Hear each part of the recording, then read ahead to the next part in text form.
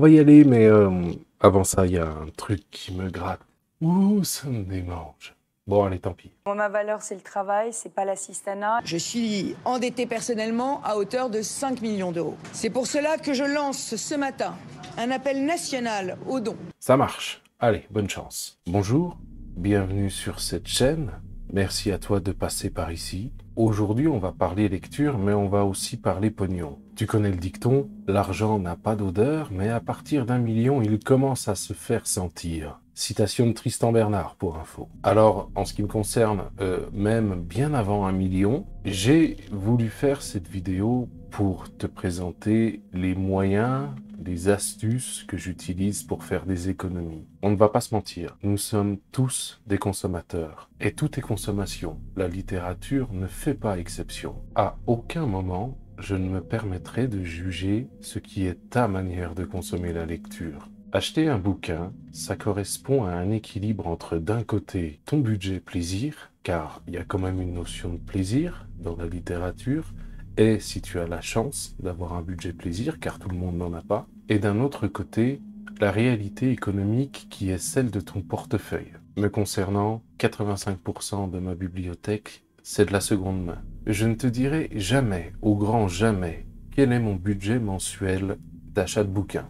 Et à ce titre, tu ne verras jamais sur cette chaîne de vidéos type book haul ou retour de vide-grenier. J'estime que j'ai travaillé, que je travaille encore trop dur pour te permettre d'avoir un avis là-dessus. Je peux comprendre que les vidéos d'achat t'intéressent, mais il est nécessaire de mettre dans l'équation une réalité. Je m'en tape, je le ferai pas. J'esquive dans cette vidéo tous les moyens d'acquérir un livre neuf à prix plein parce que ce n'est pas le sujet. Mais ton libraire, qui a vu l'arrivée de plateformes telles qu'Amazon ou la Fnac et qui malgré tout est encore là. L'employé de rayon qui travaille en grande surface et qui n'a rien demandé à personne, qui est mieux avec un emploi parfois précaire que pas d'emploi du tout. La petite maison d'édition indépendante qui se casse le cul et donne leur chance à des nouveaux écrivains peu connus mais non sans talent. Ces mêmes écrivains qui auront un manque à gagner si tu achètes leurs livres d'occasion, du fait qu'ils ne toucheront pas leurs droits d'auteur.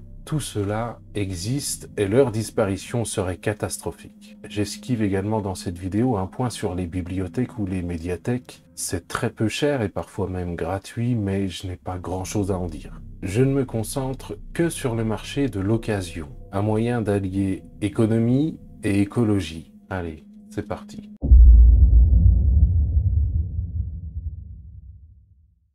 En ce qui concerne les plateformes en ligne, pour faciliter la mise en relation entre un particulier vendeur et toi, un particulier potentiel acquéreur, j'en utilise 3. Leboncoin, Vinted et Rakuten.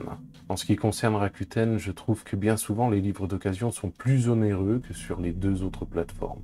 Et bien souvent, le vendeur ne propose pas de visuel du livre. Tu as souvent un visuel du bouquin en haut qui simplement est un scan de la couverture et qui sert d'illustration pour toutes les annonces d'occasion qui se trouvent plus bas. Il y en a qui mettent le visuel de leur bouquin en plus, mais majoritairement, c'est pas le cas. L'annonce écrite par le vendeur tient généralement en 2 lignes, et quelque chose que j'ai vu régulièrement là-bas, c'est que cette annonce en fait est un petit résumé de l'histoire. Alors, c'est bien, mais le résumé de l'histoire, à ce moment-là, tu t'en fous. Si tu veux le résumé de l'histoire, tu tapes le titre du bouquin sur Google et puis c'est plié. Toi, ce qui t'intéresse, c'est l'état du bouquin pour ne pas avoir de mauvaises surprises à la réception. Tu peux sur Rakuten échanger avec le vendeur, mais je trouve que l'interface est vraiment pas ergonomique. Leboncoin et Vinted, les deux ont un petit peu le même fonctionnement. Tu parcours les bouquins, tu choisis celui qui t'intéresse, tu payes en ligne. Le vendeur imprime un bordereau de transporteur, il le colle sur le colis, il pose ça à son point relais et hop, ça part. L'avantage, évidemment, c'est que si le vendeur ne porte jamais le colis à son point relais, toi, au bout de quelques jours, tu es remboursé. Sur ces 2 plateformes, tu as quasi systématiquement un visuel du bouquin, donc ça te permet déjà de te faire une idée de l'état. Et éventuellement, si tu cherches une édition bien particulière pour coller à une collection dont tu posséderais déjà une partie, c'est un avantage. Rien ne t'empêche de demander des photos en plus, sans abuser non plus. J'ai eu le cas sur Vinted d'une personne qui me demandait les photographies de l'intégralité des pages du bouquin pour lui prouver qu'il était complet. Je me souviens encore de la réponse que je lui avais faite. c'était est-ce que tu ne veux pas plutôt me passer ton numéro de téléphone et je t'appelle directement pour te le lire tant qu'on y est.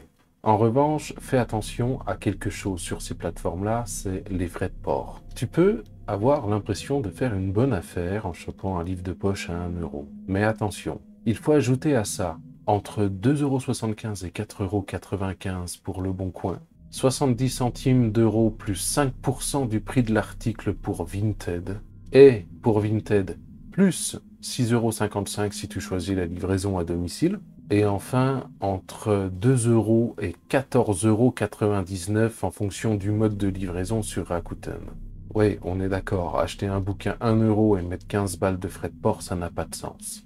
Mais bon, finalement, tu peux te retrouver assez rapidement à un livre d'occasion qui te coûtera 5, 6, 7 €, voire même plus. Et ça peut faire pencher la balance. L'intérêt de ces plateformes, je trouve que c'est de pouvoir acheter plusieurs bouquins chez le même vendeur. Déjà, on ne paye qu'une seule fois les frais de port, et bien souvent on peut demander une petite ristourne qui est acceptée. Pas systématiquement non plus, mais ce n'est pas toujours évident, voire même pas toujours possible, de trouver 2 ou 3 bouquins qui nous intéressent chez un même vendeur. En revanche, de manière générale, si tu es sur une annonce et que tu ne vois pas la solution de livraison proposée, laisse tomber. Si tu veux essayer un arrangement entre particuliers en payant cette personne en lui envoyant un chèque ou en lui faisant un PayPal ou un virement bancaire, s'il s'avère que cette personne est malhonnête et ne t'envoie jamais ton bouquin, eh bien, tant pis pour toi. Mais ça, c'est toi et ta chance. Autre point négatif, j'ai vu pas mal de témoignages de vendeurs, principalement sur Vinted, qui faisaient un retour d'expérience comme quoi un acquéreur a prétendu ne pas avoir reçu le colis ou que l'article n'était pas conforme à la description et qui ont donc obtenu un remboursement. Ils se plaignaient donc, et c'est bien légitime, d'avoir envoyé un article et de n'avoir reçu en échange aucune rémunération. Côté acquéreur, c'est pas toujours facile non plus. Il m'est arrivé une fois d'avoir une galère. Un livre que j'avais commandé, je n'avais que le premier tiers. J'entends par là, tu reçois un bouquin, et il est déchiré ici tout du long, et toi tu ne reçois que la couverture et les premières pages. J'avais signalé le problème, et la première réponse que j'ai eue de la plateforme a été « Vous aviez la possibilité de demander davantage de photos avant de passer commande. » À force de batailler, j'ai fini par être remboursé. Mais c'était la croix et la bannière sur ce coup. Je crois bien qu'au total, ça a pris un petit peu moins de 3 mois. Si pour toi c'est important avant d'acquérir un nouveau bouquin, de pouvoir le voir, de pouvoir le toucher, éventuellement le sentir, l'écouter et le goûter, il y a la solution des vide-greniers. Et tu peux y faire de très bonnes affaires. Il y a quasi systématiquement un ou plusieurs stands qui proposent des bouquins d'occasion. En revanche, tu ne peux pas savoir quel bouquin tu vas y trouver, donc c'est toi et ta chance aussi. Si tu veux savoir où sont les vide-greniers proches de chez toi, si tu ne connais pas, il y a le site vide-grenier.org qui s'occupe de les recenser. Et il y en a un peu partout et un peu tout le temps. Ma dernière acquisition, c'est La Maison des Oubliés de Peter James que j'ai eu dimanche dernier pour 1 €. Et là, évidemment, il n'est pas question de frais de port.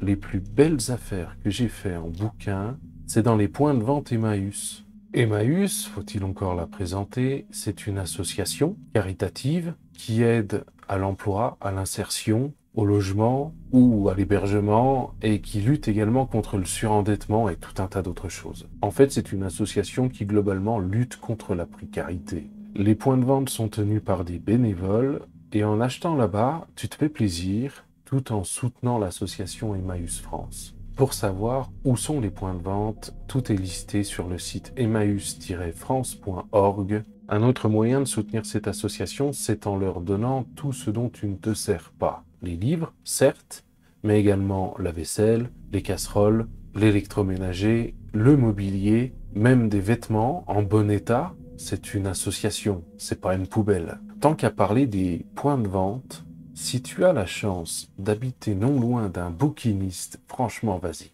Dans ma ville natale, il y avait un bouquiniste qui malheureusement a fermé depuis. Et tu rentrais dans la boutique, il y avait des bouquins absolument partout. Il y en avait sur les étagères au mur, il y en avait devant les étagères au mur, des piles de livres qui partaient du sol jusqu'au plafond, des bacs à l'entrée, Enfin moi j'étais au paradis. En mode Augustus Gloop débarque dans un magasin de bonbons. Ou Depardieu arrive chez un caviste, ça marche aussi. Je me souviens que le mec m'avait dit une fois, là-bas c'est les polars, là-bas c'est le fantastique, là-bas c'est les romans contemporains, là-bas c'est le 18e, et il m'avait montré un endroit, il me disait, là-bas c'est ce que j'ai pas encore eu le temps de ranger. Bon, quand j'ai vu la tronche du coin pas encore rangée, j'ai bien compris que le mec c'était pas Mary Poppins.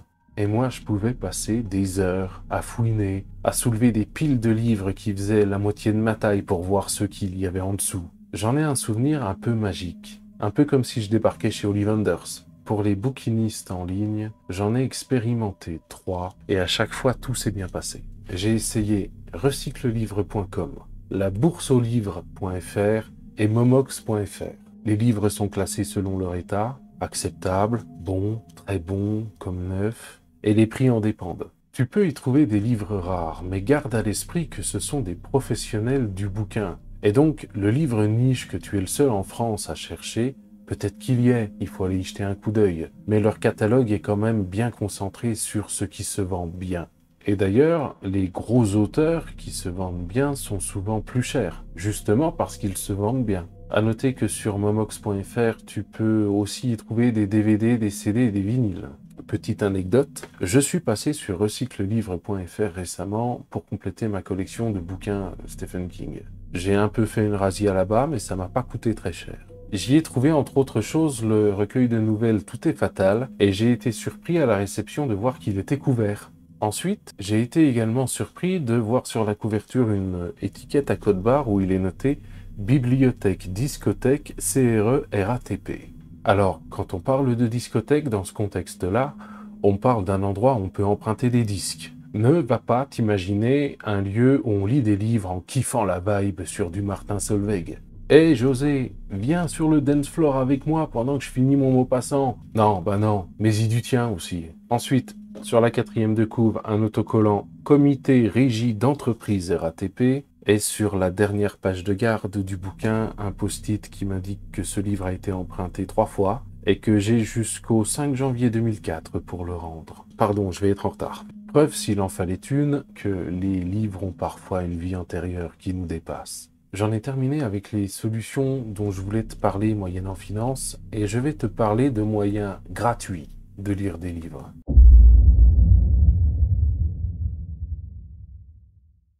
Les boîtes à livres, ou les cabanes à livres, ou les boîtes à bouquins, ou j'en sais rien, les appellations sont nombreuses.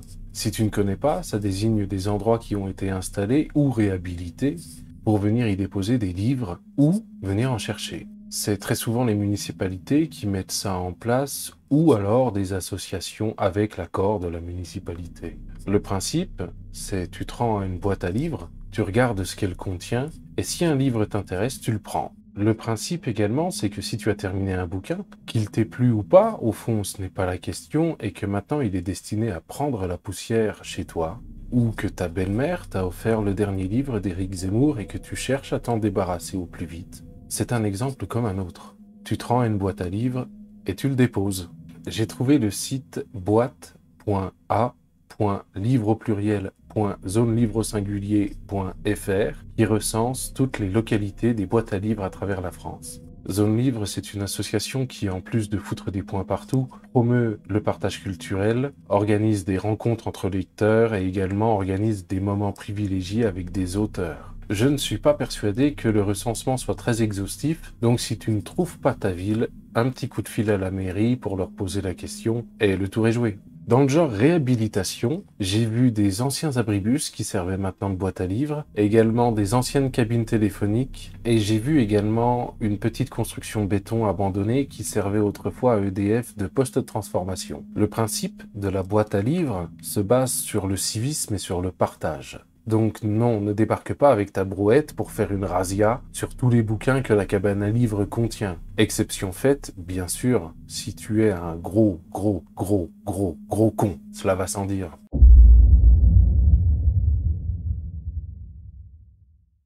Alors l'emprunt en voisinage, c'est quelque chose qui à la base n'est pas évident. L'idée à la base, c'était de partir du postulat que c'est dommage d'acquérir un nouveau bouquin si ta voisine Martine du 4e, qui fait des tartes aux pommes délicieuses mais qui laisse traîner ses poubelles dans les communs, le possède déjà. Mais pour que ça soit possible, il y a une difficulté majeure. Comment savoir quel bouquin tes voisins possèdent? J'ai cherché une solution et j'ai trouvé. Je suis tombé sur une plateforme qui s'appelait avant Livre de Proches et qui a été renommée depuis quelques semaines en MyBlio. MyBlio, c'est une application iOS et Android et également un site web sur lequel tu peux recenser tous les bouquins qui composent ta bibliothèque et les proposer à l'emprunt. Tu peux soit t'en servir pour les proposer aux gens que tu connais, par exemple tes amis, ta famille, tes collègues, sur le principe que tu t'abonnes à eux et eux s'abonnent à toi. Tu es libre d'accepter ou non les demandes d'abonnement, sur le même principe pour comparer qu'une demande d'ajout en ami sur Facebook.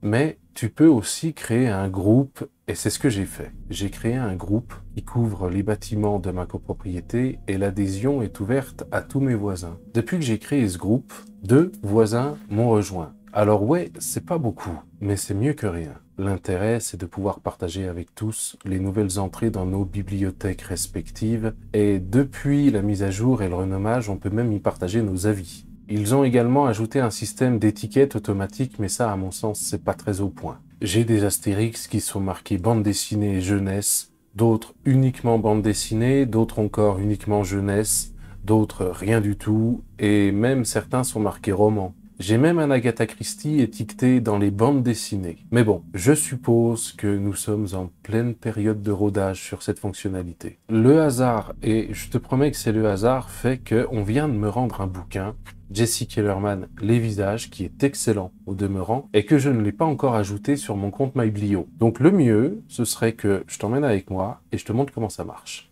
Donc on se retrouve comme promis sur le site MyBlio, mybl.io, et on va commencer par se connecter ou créer un compte si tu n'en as pas.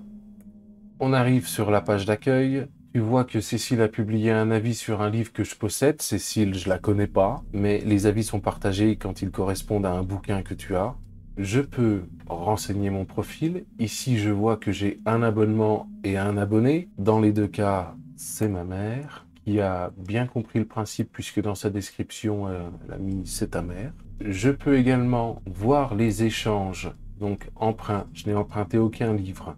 Je n'ai aucune demande d'emprunt pour le moment. Et dans les prêts, j'en ai un. J'ai prêté L'Échiquier du Mal à ma mère le 10/04/2022. Évidemment, quand elle me le rendra, je pourrai cliquer sur indiquer le retour. Donc tu as un état en temps réel de où sont tes livres, qui te les a empruntés et depuis quand. En ce qui concerne les groupes, il y a plusieurs groupes publics. Moi, je vais uniquement aller voir sur les miens et je peux, en cliquant dessus, avoir un accès à tous les romans proposés par moi-même ou par mes voisins. Et si j'en veux un, je n'ai qu'à cliquer dessus et à cliquer sur emprunter en haut à droite. En ce qui concerne l'ajout d'un bouquin, tu vas voir, c'est tout simple. Je fais ajouter, j'ajoute un livre. Ici, je peux taper le titre, l'auteur ou le numéro ISBN. Si j'étais sur un smartphone, l'application permet de scanner directement le code barre, donc ça va plus vite.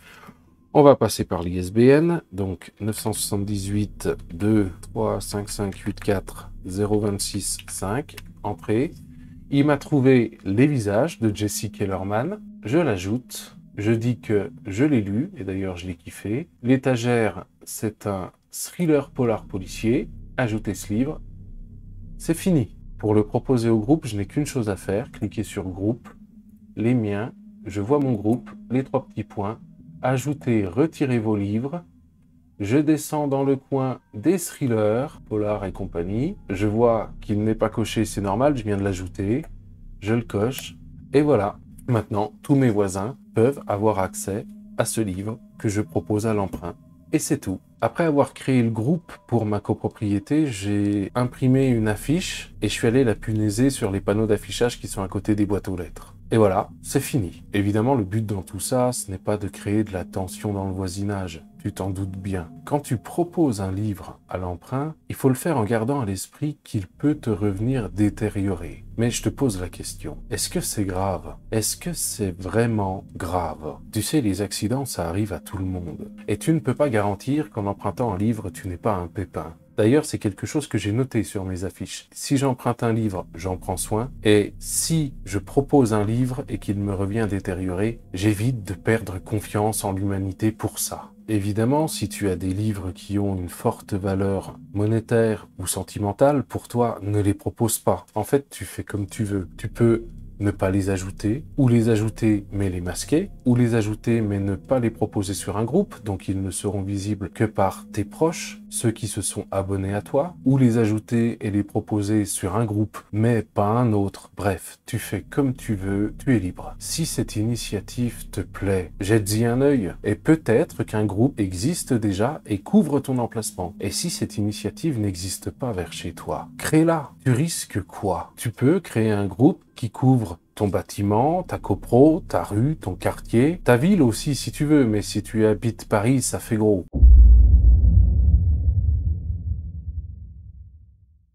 Bon, c'était pas une mince affaire, mais j'ai fait le tour de tout ce que j'avais à te raconter. J'espère que tu as trouvé de l'intérêt durant le visionnage de cette vidéo. C'est tout pour moi. N'hésite pas à partager en commentaire quelle est ton opinion, par exemple, sur le circuit de l'occasion, quels sont les trucs les plus fun que tu aies découverts en ouvrant un bouquin d'occasion, mais également quelles sont tes plus grandes mésaventures, car ça arrive. Et toi, tes astuces à toi, c'est quoi? En attendant la prochaine fois, je te souhaite une excellente soirée. Bye!